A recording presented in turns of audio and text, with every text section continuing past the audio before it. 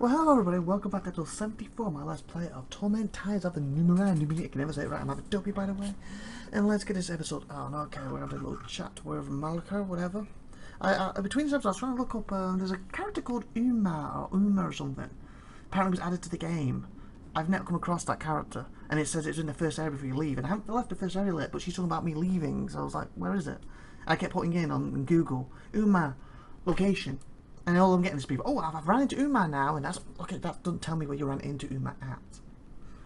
And the other thing I've seen, a lot of people suggest you should restart the game to access him. I'm like, no, I'm, you know, over 70 episodes into this at this point. Plenty of months working on this game, I ain't, you know, gonna restart. And to me, I haven't left the first area, so he should still be here, technically, correct? But I just have to say, it sounds interesting too, but I don't think it's worth a full restart just for that character, considering where I am. Okay. We'll turn to this Milker anyway, so what's it say? The conflict between the first... I read that down, which is the next question, I believe. Or did I read this last time? She gives you a long, low, slow... What did I say? What's the story with you and your cast off? Between the first and changing gospels, all our siblings, one way or another. Yeah, I read that. Tell me about Mar Afs again. See what she says. Sanctuary for Akai, supposedly from sorrow, but more realistically is a sanctuary from the endless fighting Ardus. She likes the mother of the place. Oh, she's like the mother of the place. Enforces a strict non-violent force. Okay. So I've asked that. What's the story of you? Read that. Asked that. Who's the first? Who's the first? The first cast off. She was, or she claimed to be. She's dead now. She said she'd fight for all of us. They say she was the one who founded Mar Arsen for our sakes. Most of our siblings remember her as a hero. She spits in the corner. Most of them never actually knew her. She was driven, I'll give her that.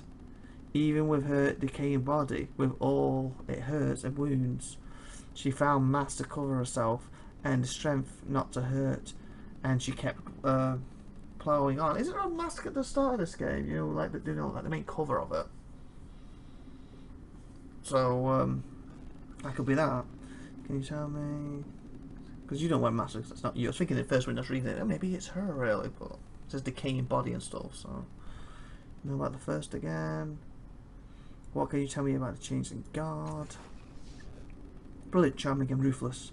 Self-centered, more blood on his hands than I ever have. Legend says he wiped out the Tabarn, a nearly complete genocide, and he left one alive as an object lesson. One of their generals enslaved in the city to teach his enemies not to cross him. Wow, that's cruel. Well, at least you can say I didn't genocide the whole race. I left one alive. Was when he died of old age, and then technically my genocide's complete. Can you tell me about this place? This is the Cave of Last Words. It was a thieves' hole until the tunnel leading in collapsed 500–600 years ago.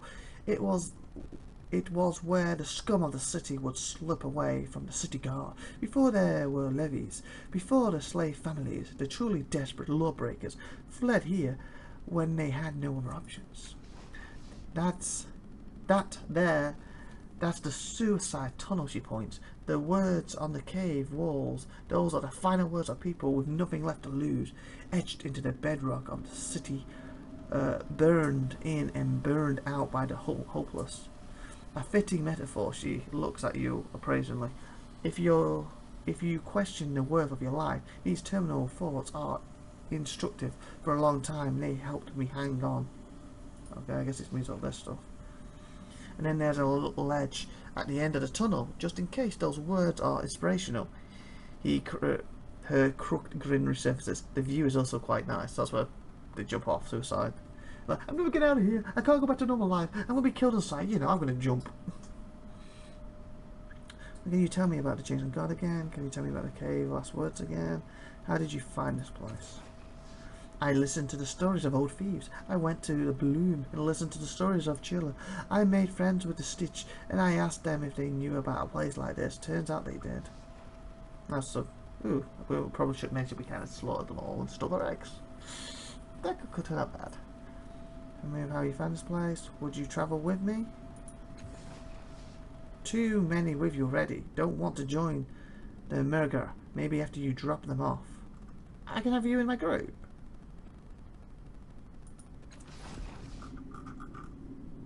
Huh. How would I drop them off? Like, she's useless, but I can't say I'll look after her. Of course. No, don't touch it. Don't touch it. Save. Last thing I want is to just try and slaughter us because I touched that, hey? No, that's it. Save. Overwrite. Okay, now do it.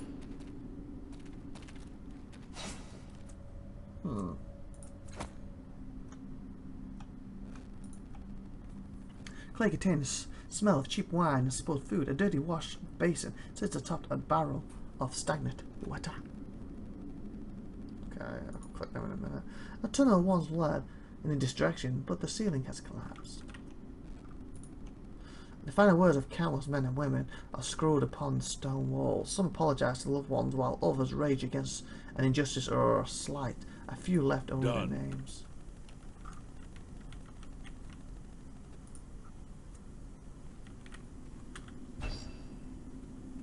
So, ladder to Castigan. Cave opening to Castigan. Tunnel to the underbelly.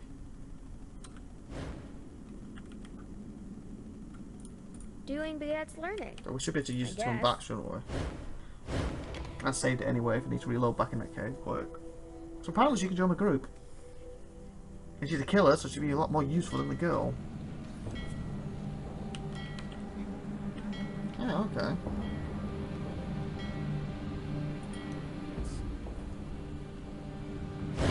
Oh, crow, it's doing something.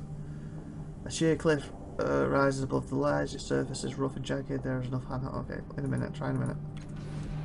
I saw something under here. God, what these do?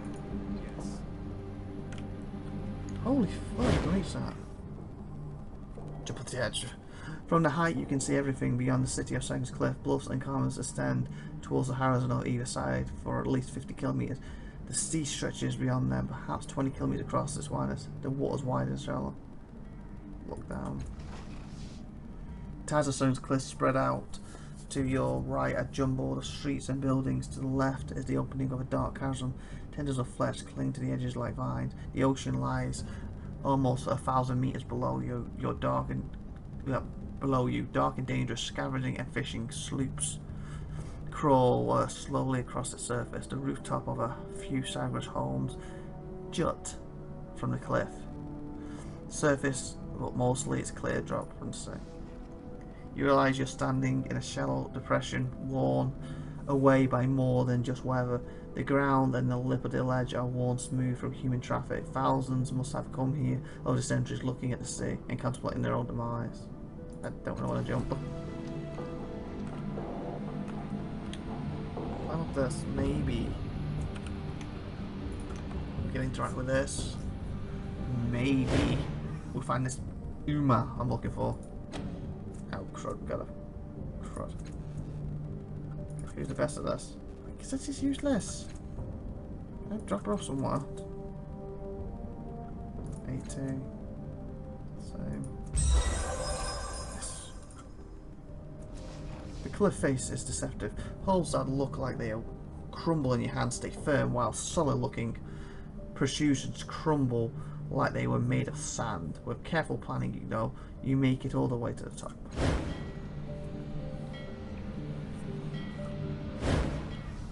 Oh, it's a direction, so that's going to walk around. A welcome blast of wind caresses your face at the cliff top. Your companions follow the path you blasted for them. Blasted? Oh no, okay.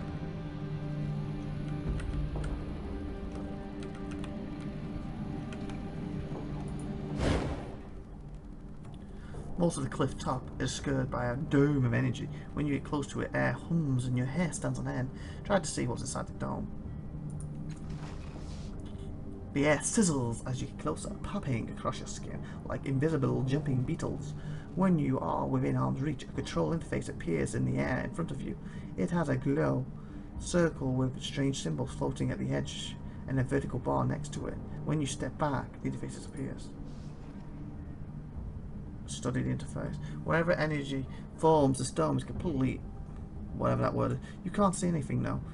Oddly though, you can see the shadows of cliffs and birds on the other side. Try to use the interface to open the dome. Study the interface, that makes more sense first. Ignore the interface to touch the dome, probably electrocute me. Try to see inside the dome.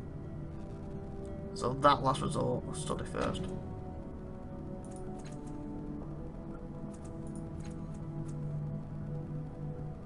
Come on, 90. Yes. Ready to learn something new. Success! The circle is likely a place to put one's hand or face, probably the former, since the heat from the dome might burn your face. Presumably someone with the proper authority could open the dome by using the holographic bar on the side as a kind of a latch. The symbols around the circle are unfamiliar, suggesting this installation is very old, perhaps predating the truth. Whatever created this dome then wanted to keep what was inside a secret from anyone except those to whom he or she had given access. Try to use it in the face. As soon as you place your hand in the circle, the symbols light up and spin rapidly. Apparently you have the authority to enter. You slide your other hand up the bar on the side, the interface disappears. The air cools immediately and the dome fades until it's gone entirely. Oh nice. Holy fudge. That's what I was trying to click on. Because that's the hand I had this and that. I was trying to grab this.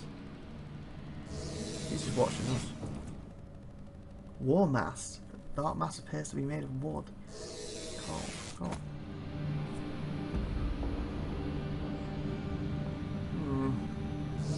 So far I think this is going well, so I'm just gonna see a little silver jobby, you know? Oh, 27 or 28. I wish I had like a place where I could store these like tyranny so I can pick some to go, because then I'll keep her there as long as you save and bring that cycle with us instead. I think she'd be more useful for fights. And she has more knowledge. Yes. Now. Holographic panel appears to be... Hello dude. Keep running. Run, fellas, run! Oh, he heard me, he stopped. I said nothing. It was that guy.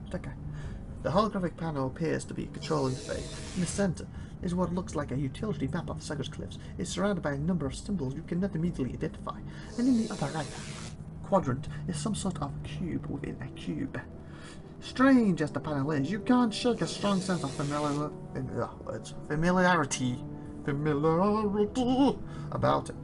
Something in the interface. Try to remember. Please remember. Ah, fudge! I did just save it. I might go and have them rest and come back and do this. Oh! It passed. I honestly don't think that would pass. I don't think I've ever seen 15 pass before. Okay, can't carry on. Because I'm going to say, since when you activate that stuff, you can't go back. So I was going to go back to rest. Step pool, spell and effort restored. A memory emerges as clear as if it were happening to you right now. Oh, sugar mother, what's going on?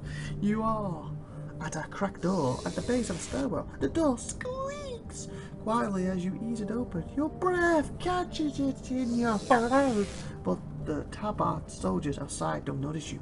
You squeeze through the door, a keen-eyed young girl behind you, and slip out of the tower, down the blood-stained corridor, and into the city. The city is under attack. You dash through the street to the nearest of your generators, pressing a couple of buttons. You and the girl are teleported elsewhere. What's teleportation device? You find yourself in front of the very same control panel atop the cliff. With quick movements, you shift the Tesseract. Tesseract. Isn't that the thing they use in Marvel, the cinematic universe? Shoot the Tesseract. Slipping the controls from space to time. And then you press the cluster of stars to connect the network of temporal shield generators. Space to time. So you can go back in time. On the map, the network of generators bursts to life, sharing energy across the city to create an enormous shield over... Oh, whoa, you shield the whole place. The dome of energy fills the sky while mooring the city from itself. On the other side of the shield, the world shifts and shimmers, objects and landscapes appearing and disappearing before your eyes. The place is the same, you realise, but you're seeing it in many different time periods at once. The important thing is that no one can enter or exit the dome while the city is temporarily unmooned. That should buy the city's defences the space they need to fight off this harbor and survive. The memory fades, you stand above the castle again. The interface is the same as the one from your memory, and you understand what at least some of these controls do. Try to determine the purpose of the various interface elements. And before we carry on, we're going to end this episode. So please like, please subscribe, please have a great, wonderful, spectacular day. And see you next week. And keep watching more of my channel. And of course, actually subscribe, hit the little bell, and share this video. So great one today. Bye, everyone.